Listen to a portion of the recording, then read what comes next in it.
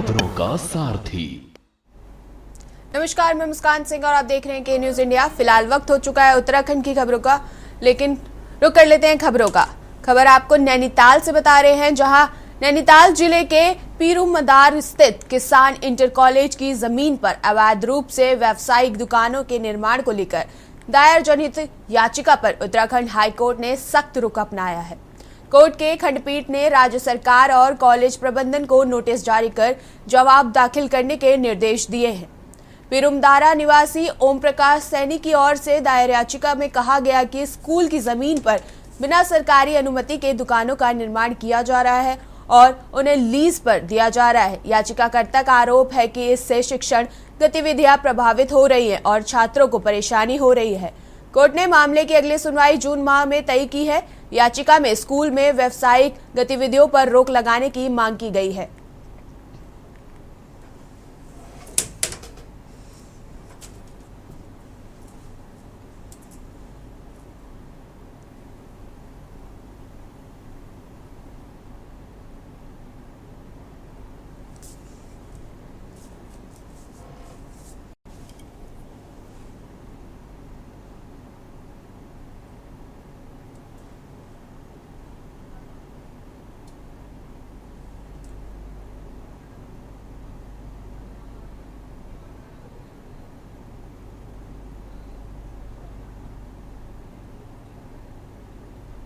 खबर आपको रुड़की से बता रहे, जहां रुड़की में भाजपा नेता सुबोध सैनी के कार्यालय में दो बदमाशों ने लूट का प्रयास किया, लेकिन उनकी हिम्मत के चलते बदमाश असफल रहे।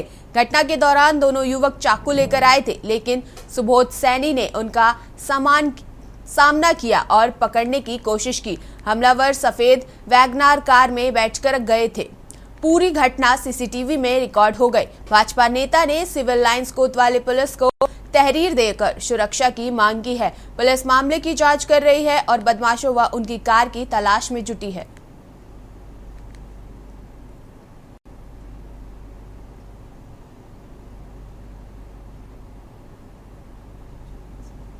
पीरूमदारा के विषय को लेकर थी। वहाँ पर जो स्कूल मैनेजमेंट द्वारा, वो एक एडेड इंस्टीट्यूशन है, सरकार द्वारा सहायता प्राप्त है, जिसमें कि टीचिंग और नॉन टीचिंग स्टाफ दोनों को सरकार द्वारा सैलरी दी जाती है।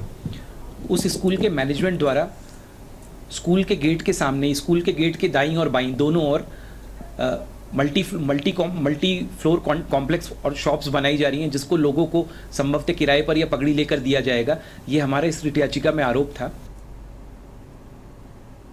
खबर आपको नैनीताल से बता रहे हैं, जहां नैनीताल जिले के पीरूमदारा स्थित किसान इंटर कॉलेज की जमीन पर अवैध रूप से व्यवसायिक दुकानों के निर्माण को लेकर दायर जनहित याचिका पर उत्तराखंड हाईकोर्ट ने सख्त रुख अपनाया है।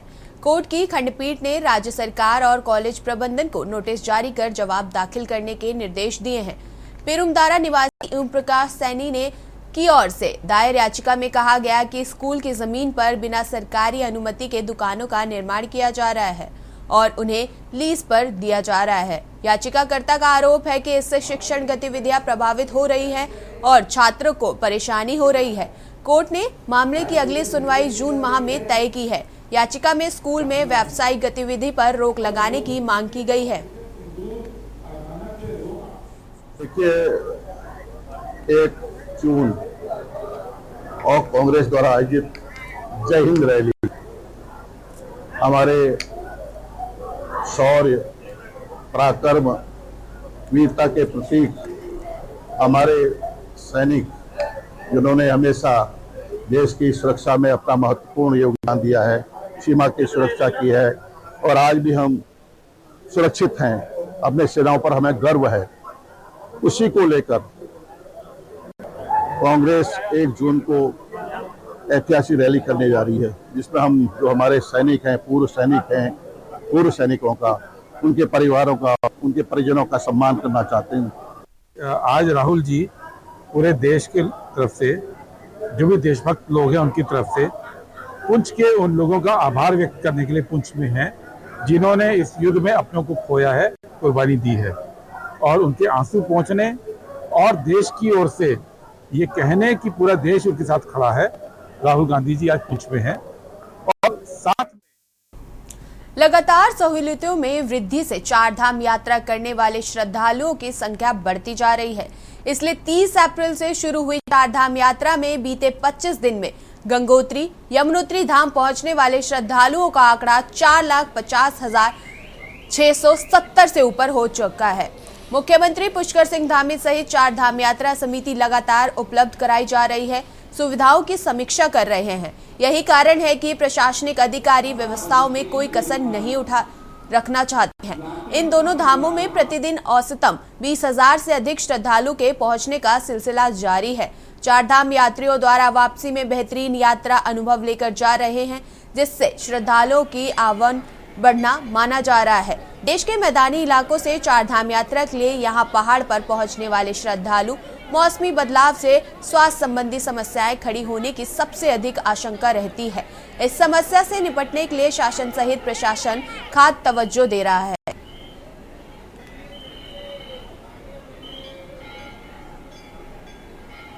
हमने हमारी यात्रा शुरू की थी हरिद्वार से, और हरिद्वार से सीधा हमारी ये जो हो चुकी है यमुनोत्री। बहुत ही पवित्र धाम मतलब है जो माना जाता है। वहाँ पे भी सुविधाएं हमको बहुत अच्छी मिली, और हमने पैदल ही पूरी मतलब जो ट्रैकिंग की है। कल शाम में हम लोग यमुनोत्री से निकले, अभी हम लोग गंगोत्री की ओर प्रस्थान कर रहे हैं। बहुत ही अच्छा अनुभव रहा। बीच में हमको बहुत ही अच्छी सुविधा मिली, जहाँ पे ट्रैफिक के अरेंजमेंट भी बहुत है। ठीक है, कहीं ना कहीं थोड़ी बहुत तो दिक्कत तो मतलब होगी, वो तो मतलब है जो समझा जा सकता है। बाकी पूरी उत्तराखंड सरकार की तरफ से बहुत अच्छी सुविधा की है। अभी तक लगभग जो है गंगोत्री धाम में दर्शन करने वाले यात्री तकरीबन 2.25 लाख के आसपास पहुंच गए हैं, और प्रतिदिन लगभग 10,000 के आसपास जो है यात्री पर डे जो है दर्शन करने के लिए गंगोत्री धाम जा रहे हैं। चल रही है, आवागमन ठीक है यात्रियों का, और व्यवस्थाएं भी इस बार प्रशासन के द्वारा यात्रियों के लिए और ड्यूटी करने वाले कर्मचारियों के लिए, पुलिस के लिए अच्छी की गई है।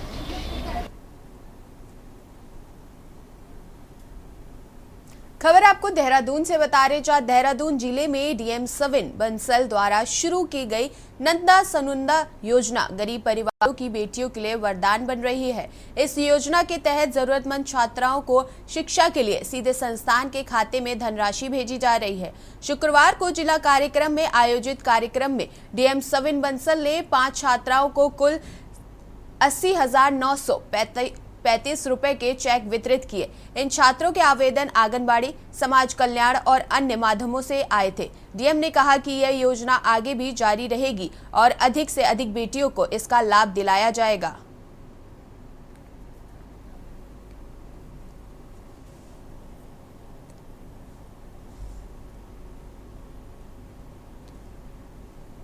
प्रोजेक्ट नंदा सनुंदा हमारे डिस्ट्रिक्ट टीम ने जो शुरू किया है, उसमें ऑनरेबल सीएम के डायरेक्शंस और सपोर्ट के माध्यम से शुरू किया गया है। और इसमें जो हमारी प्रचलित गवर्नमेंट स्कीम्स हैं उनको कस्टमाइज़ करके, और जो हमारी डिफरेंट हमारा राइफल क्लब है और हमारे कुछ आईसी स्कीम्स होती हैं, तो उन सब से बाकायदा एसओपी जनरेट करके और डी ऑथराइजेशन के बाद एक हमने कोच क्रिएट किया है कि जो बालिकाएं फैमिली डिस्ट्रेस या इकोनॉमिक हार्डशिप्स के कारण अपनी पढ़ाई पूरी नहीं कर पाई और उनको ड्रॉप आउट करना पड़ा, तो उनकी पढ़ाई उसी स्तर से रिज्यूम करवानी है। खबर आपको कोटद्वार से बता रहे, जहां नगर निगम की आय को सुदृढ़ बनाने के लिए कोटद्वार के मेयर शैलेंद्र सिंह रावत ने कर प्रणाली को सख्ती से लागू करके और सुधारने की दिशा में कदम उठाए हैं। मेयर रावत ने बताया है कि कुछ दुकानों के आवंटन का रिन्यूअल किया जा रहा है, साथ ही अन्य स्रोतों से भी आय बढ़ाने पर विचार चल रहा है। उन्होंने कहा है कि नगर निगम के आत्मनिर्भरता और विकास के लिए आय बढ़ाना आवश्यक है, जिसके लिए निगम प्रशासन तैयार है। जो हमारी कर प्रणाली है उसको भी देख रहे हैं, और उसमें भी जो है होमवर्क किया जा रहा है, तो कितना प्रतिशत आना चाहिए, कितना प्रतिशत आ रहा है, उस पर भी नज़र है। और चीज़ें भी कई ऐसी हैं जो पिछले कार्यकाल में दुकानें रिन्यू नहीं हुई, रिन्यूअल में भी पैसा आना है।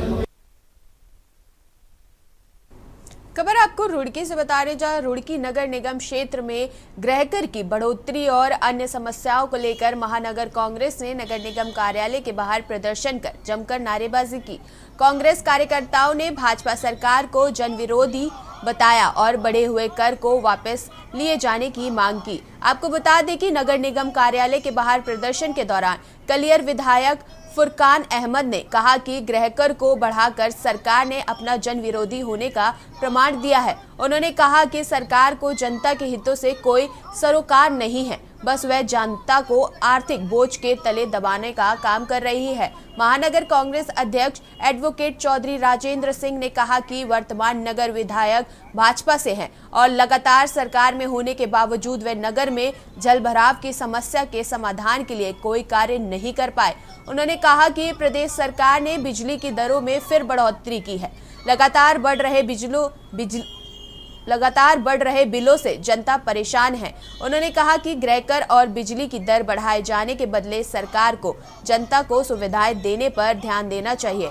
उन्होंने आरोप लगाया है कि नगर निगम की मेयर नालों की सफाई को लेकर भी गंभीरता नहीं दिखा रही। नगर निगम पे धरना देने का कारण है कि ये लोग जो है बैकडोर से 20% से भी ज़्यादा हाउस टैक्स बढ़ा रहे हैं। ये सरकार जो राज्य की सरकार है बिजली दरें हर महीने बढ़ा रही है, आम उपभोक्ताओं पे भार पड़ रहा है, भ्रष्टाचार कम नहीं कर रहे, जबकि इन्हें केंद्र पोषित, राज्य पोषित, जिला योजना, राज्य योजनाओं से अनेक मदों से इन्हें पैसा मिलता है। उसके बावजूद इन्होंने भ्रष्टाचार बढ़ा दिया, क्वालिटी नहीं इन्होंने अच्छी की।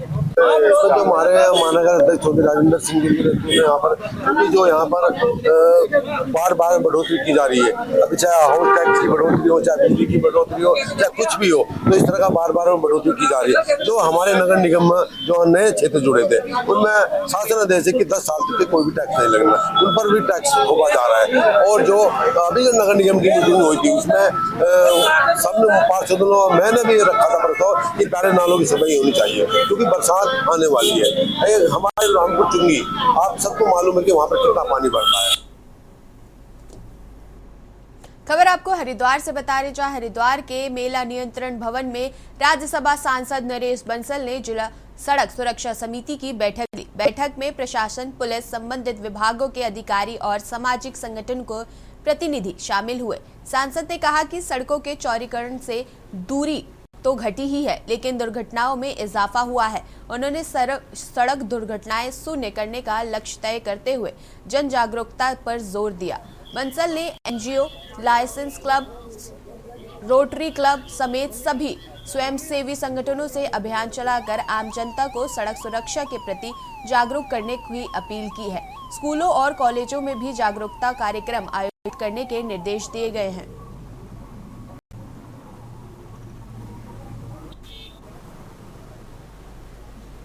सुरक्षा के संबंध में सरकार बहुत चिंतित रहती है, क्योंकि बुनियादी ढांचा बहुत बढ़ रहा है, सड़कें भी चौड़ी हो रही हैं, लेकिन दुर्घटनाएं भी बढ़ रही हैं।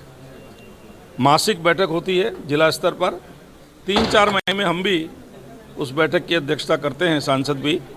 तो जनवरी के बाद आज मैं इस बैठक के लिए आया था। पिछले आंकड़ों में और अब के आंकड़ों में सुधार है, दुर्घटनाओं में कमी आई है, उसके लिए सबको मैंने बधाई भी दी है।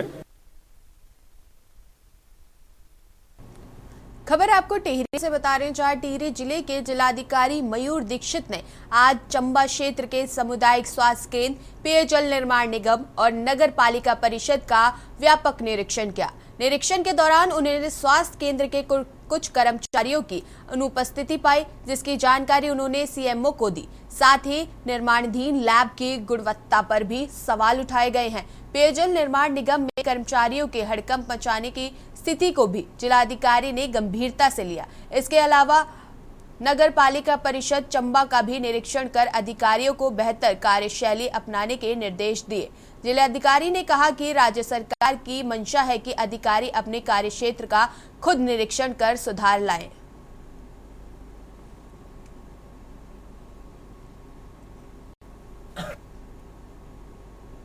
चंबा में विभिन्न कार्यालयों का निरीक्षण किया गया।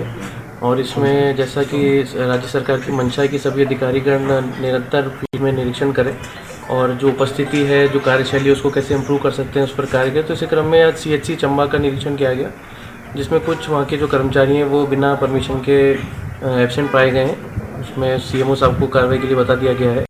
इसके अतिरिक्त पेयजल निर्माण निगम चंबा कार्यालय का निरीक्षण किया गया और फिर नगर पालिका चंबा का भी कार्यालय का निरीक्षण किया गया और कार्यों में पत्रावलियों का भी निरीक्षण किया गया है। पत्रावली में जहाँ जहाँ कमियाँ पाई गई हैं उसके बारे में बताया गया है। निरंतर अन्य विभागों का भी और अन्य स्थलों पर भी निरीक्षण किया जाएगा। खबर आपको लक्सर से बता रहे हैं, जहां लक्सर के खानपुर थाना क्षेत्र के हस्तमौली गांव में बीती रात एक दर्दनाक घटना हुई, जहां 45 वर्ष मलखान उर्फ मुल्क राज की अज्ञात बदमाशों ने गोली मारकर हत्या कर दी। मलखान अपने घर के आंगन में सो रहा था, तभी किसी ने उसकी छाती के पास गोली दाग दी। पुलिस ने मौके पर पहुंचकर शव को कब्जे में लेकर पोस्टमार्टम के लिए भेज दिया है और हत्या की जांच शुरू कर दी है। मामले की तहकीकत जारी है।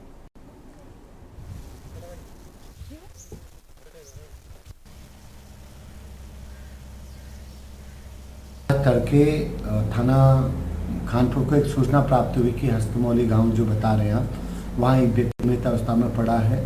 परिजन, वाइफ, बच्चे सब आसपास ही सो हुए थे। बताते हैं कि रात को 2:30 बजे के आसपास उन्होंने एक फायरिंग की आवाज़ सुनी और मॉर्निंग में उनको पता लगा कि बगल में सोया हुआ उनका परिजन डेड है।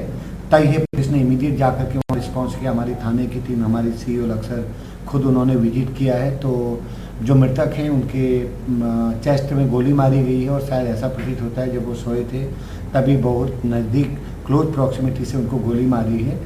चूँकि घटना मर्डर की है, इमीडिएट हमने मुकदमा दर्ज कर लिया। हमारी टीमें पड़ताल कर रही हैं और जल्दी हम शाम तक या कल तक इसको रिकवर कर लेंगे। अच्छी पता नहीं, रात को जब खड़काया उठे तो पर हमने इधर उधर देखा, उसने नहीं देखा। फिर मैं 4 बजे उठी घास घेरने के लिए, जब देखा मैंने देखा कि उसका मुंह खुला। मैं कहीं कभी मुँह आकर नहीं सोता, तो मैंने कपड़ा हटा, मैंने सोचा खून की उल्टी करी। फिर मैंने सारी चद्दर हटाई तो देखा तो बहुत बड़ा छेंग सा मारा। मैंने जब किल्ली मारी, मैंने अपने जाग तो आग मारी, भाई कोई मार गया। बाकी का मुझे भी नहीं पता रात को करा क्या, कुछ भी नहीं। जांच करके ले गए उसे पोस्टमार्टम। मैं उधर पड़ा था पास में पापा के, वहाँ पर मुझे आवाज़ आई, मुझे कुछ दिखा नहीं। हमने सुबह पापा को देखा तो उसके गोली लगी हुई थी। फिर हमने पुलिस को वो इन्फॉर्म दी। फिर उसके बाद पापा की बॉडी को पोस्टमार्टम के लिए ले जाया गया। खबर आपको पौड़ी से बता रहे हैं, जहां मनियारसू पश्चिमी पट्टी के ओलना गांव में त्रिलोक सिंह की बकरीशाला में गुलदार में घुसकर 3 बकरियों को मार डाला, जबकि 3 अन्य लापता हैं। धारी गांव में दरवान सिंह की बकरीशाला में गुलदार ने 14 बकरियों को मौत के घाट उतार दिया। यह वही स्थान है जहां 6 जनवरी को गुलदार ने 14 बकरियों को मारा था। वन विभाग ने घटनास्थल पर पंचनामा तैयार किया है और प्रभावित को मुआवजा देने का आश्वासन दिया है। ग्रामीणों ने गुलदार की जल्द गिरफ्तारी और स्थानीय समाधान की मांग की है।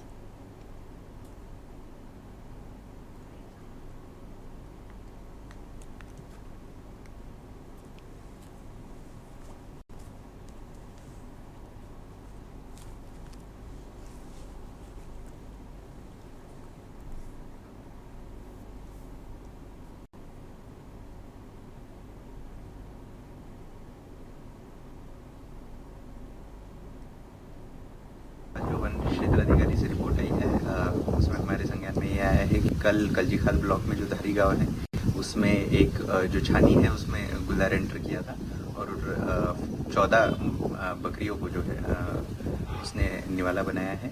और इसमें जो है वन विभाग की टीम मौके पर पहुंचकर इसमें पंचनामा किया गया है और मानव वन्यजीव संघर्ष राहत नियमावली के तहत जो है जो पीड़ित परिवार है उनको धनराशि आवंटित की जाएगी। जनवरी में भी 6 जनवरी को भी 12 बकरियां पहले भी मार चुका अज्ञात जानवर, और कल रात को भी उसकी 14 बकरियों को सोनलाल जी की और दरवान की बकरियों को अज्ञात जानवर ने फिर मार डाला है बाड़ी में ही। पहले वो दरवाज़ा तोड़ के आया था, उन्होंने दरवाज़ा लगाया था और अब उन्होंने वो छत तोड़ के आ गया। और काश्तकार को मुआवजा भी मिलना चाहिए और आर्थिक सहायता भी मिलनी चाहिए। पिछले विगत 6 माह से हमारे मनियारसू पश्चिमी तहसील पौड़ी के अंतर्गत विकास खंड कलजीखाल में अब जानवर है कोई अब इसका भी पुष्टि नहीं कर पा रहे हम कि ये बाघ है या भालू है क्या है, लेकिन आंखों किसी ने नहीं देखा। रात को आ रहा है, छतों को तोड़ रहा है और पशुओं को हानि पहुंचा रहा है। ये इसी गांव में, अगर मैं आज जहाँ पे खड़ा हूँ धारी गांव में, तो 6 जनवरी को 12 बकरी खाई थी सोनलाल के, और फिर आज 14 बकरी उन्हीं के घर में फिर मार दिया है। तो एक ही पशुपालक को इतनी ज़बरदस्त हानि पहुंचाई उस।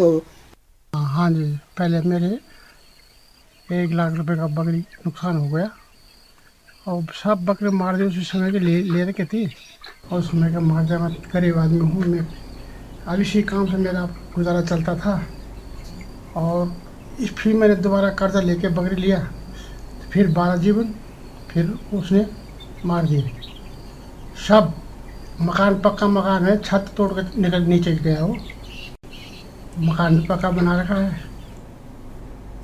राज्यपाल लेफ्टिनेंट जनरल गुरमीत सिंह शनिवार को ग्रीष्मकालीन प्रवास पर राजभवन नैनीताल पहुंचे। राजभवन पहुंचने पर राज्यपाल को गार्ड ऑफ ऑनर दिया गया। राजभवन पहुंचने पर आयुक्त कुमाऊं मंडल दीपक रावत, आईजी रिद्धिमा अग्रवाल, जिलाधिकारी वंदना, वरिष्ठ पुलिस अधीक्षक PN मीणा सहित अन्य प्रशासनिक अधिकारियों ने राज्यपाल का स्वागत किया। इस अवसर पर राज्यपाल ने अधिकारियों से मंडल एवं जिले के विकास कार्यों सहित कानून व्यवस्था के संबंध में जानकारी ली।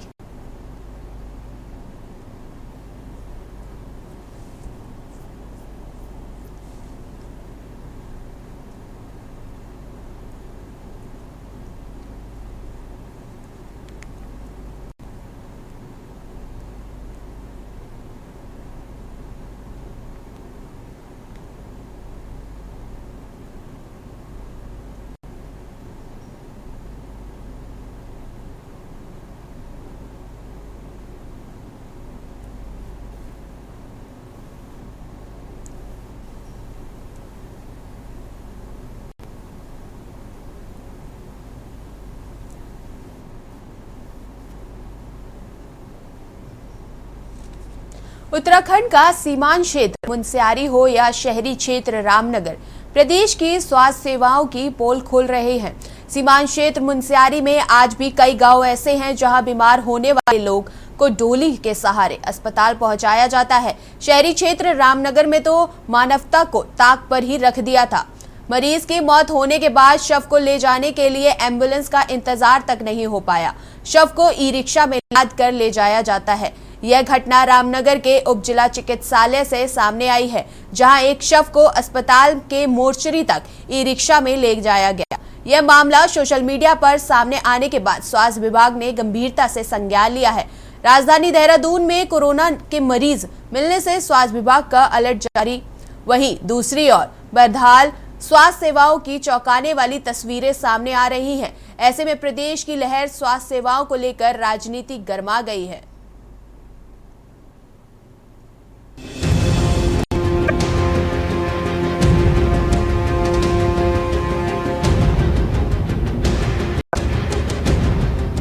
आपको बता दें, सीमांत क्षेत्र मुनस्यारी के गोरीपार के शेर सिंह कुंवर पिछले दिनों अपनी भेड़ बकरियां लेकर पांचाचुली बेस कैंप के आसपास के बुग्यालों में गए थे। बीते रोज अचानक उनके पेट में भीषण दर्द शुरू हो गया। उनके साथ गए एक अन्य पशुपालन ने इसकी सूचना गांव के लोगों को दी। लगभग 10 किलोमीटर पैदल चलकर ग्रामीण पांचाचुली बेस कैंप पहुंचे। मरीज को सड़क तक लाने की कोई व्यवस्था नहीं होने पर ग्रामीणों ने आसपास से लकड़ियां एकत्रित कर स्ट्रेचर तैयार किया और इसी पर बांधकर उन्हें सड़क तक लाया गया। उन्हें सड़क तक लाने के लिए ग्रामीणों को खतरनाक चट्टानी रास्तों से जान जोखिम में डालकर गुजरना पड़ा, जिसके बाद मुनस्यारी में उपचार किया गया। पांचाचुली बेस कैंप तक पैदल मार्ग बनाए जाने के लिए ACP STP मध्य में धनराशि स्वीकृत की गई थी। इस धनराशि से धरातल पर कोई काम नहीं हुआ।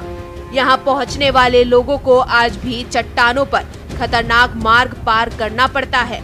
पांचाचुली बेस कैंप पर भारी संख्या में हर साल पर्यटक भी आते हैं, लेकिन सड़क मार्ग के हालात बहुत खराब हैं।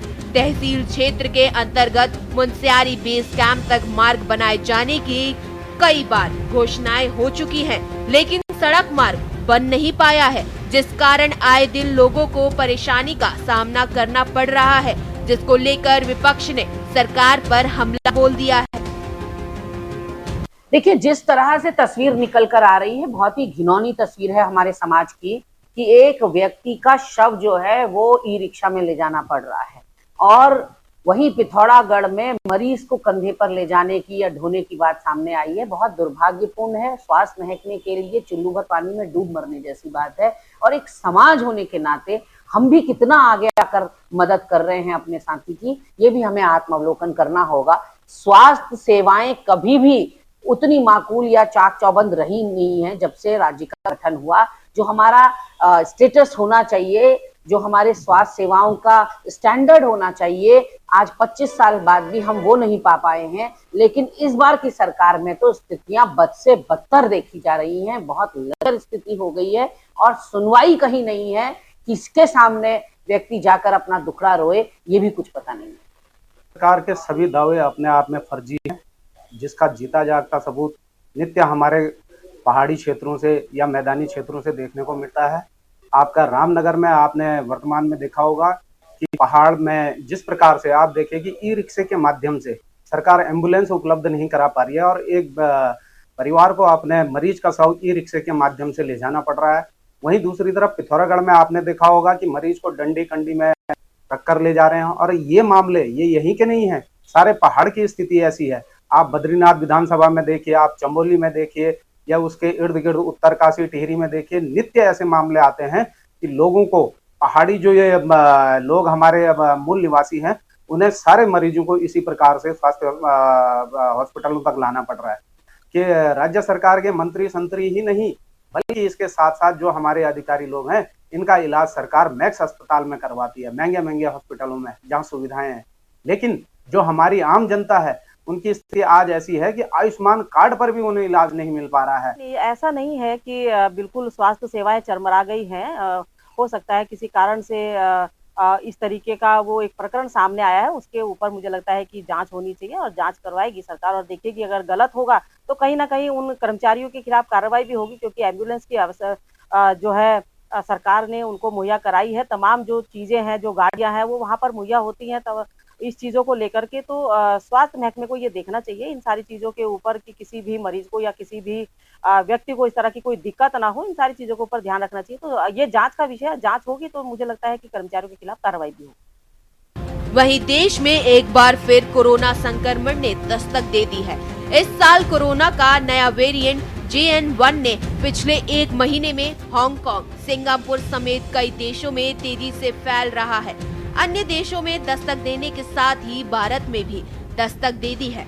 हालांकि भारत में अभी स्थिति सामान्य है। पिछले एक सप्ताह में कोरोना संक्रमण के मामले देश के महाराष्ट्र, तमिलनाडु और केरल के साथ ही अन्य राज्यों में सामने आए हैं, जिसको देखते हुए भारत सरकार ने देश के सभी राज्यों के स्वास्थ्य विभागों को सतर्क रहने के निर्देश दिए हैं। इसी क्रम में उत्तराखंड स्वास्थ्य विभाग ने भी कोविड-19 के रोकथाम से संबंधित दिशा निर्देश जारी कर दिए हैं। स्वास्थ्य महानिदेशक सुनीता टम्टा ने बताया कि अभी तक भारत में 277 मामले मिले हैं। वहीं उत्तराखंड में भी 2 मामले सामने आए हैं। हालांकि यह दोनों मामले माइग्रेट हैं। एक गुजरात से है जो ऋषिकेश में पूजा करने पहुंची थी, जबकि दूसरा पश्चिम बंगाल से आई एक महिला का है। स्वास्थ्य महानिदेशक ने बताया कि सभी CMO को निर्देशित किया गया है कि ज्यादा से ज्यादा सैंपलिंग कर जांच की जाए। इसके साथ ही सभी अस्पतालों को अलर्ट मोड पर रखा जाए। उत्तराखंड की खबरों में बस इतना ही। देखते रहिए के न्यूज़।